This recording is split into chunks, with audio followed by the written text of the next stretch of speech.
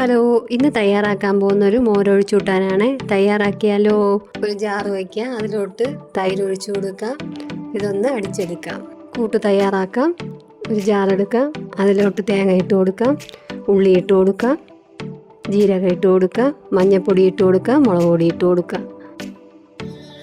ഒരു തുണ്ട് കരിവേപ്പിലയും കൂടെ ഇട്ട് ഇത് നല്ലതുപോലെ അരച്ചെടുക്കാം. ഒരു ചട്ടി അടുപ്പിൽ വയ്ക്കാം, എണ്ണ ഒഴിച്ചു കൊടുക്കാം, കടുക് ഇട്ട് കൊടുക്കാം. കടുക് പൊട്ടിയതിന് ശേഷം അരിയാണ് ഇവിടെ ചേർത്ത് കൊടുക്കുന്നത്. അരി ഒന്ന് പൊട്ടി വരുമ്പോഴത്തേക്കും ഈ മുളക് ഇട്ട് കൊടുക്കാം, കരിവേപ്പില ഇട്ട് കൊടുക്കാം. അരച്ച് വെച്ചിരിക്കുന്ന കൂട്ട് ഇതിലോട്ട് ഇട്ട് കൊടുക്കാം, ഉപ്പിട്ട് കൊടുക്കാം, കലക്കി കൊടുക്കാം. അടിച്ചു വെച്ചിരിക്കുന്ന മോര് കൂടെ ഇതിലോട്ട് ചേർത്ത് കൊടുക്കാം, ഇളക്കി കൊടുക്കാം. മോരൊഴിച്ചൂട്ട് റെഡി ആയിട്ടുണ്ട്.